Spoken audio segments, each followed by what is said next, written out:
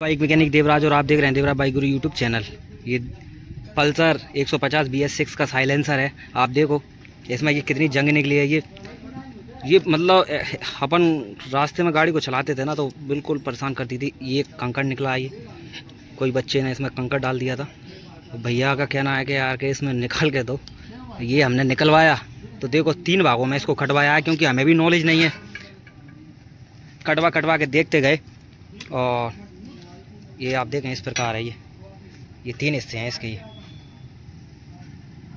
150 BS6 Pulsar है।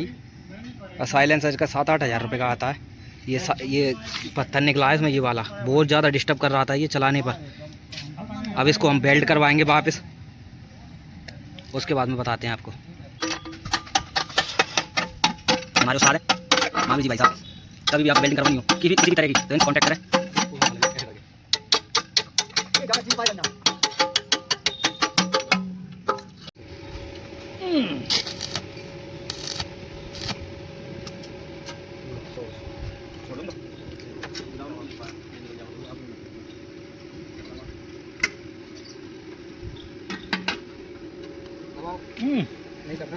नहीं दबा तो लो।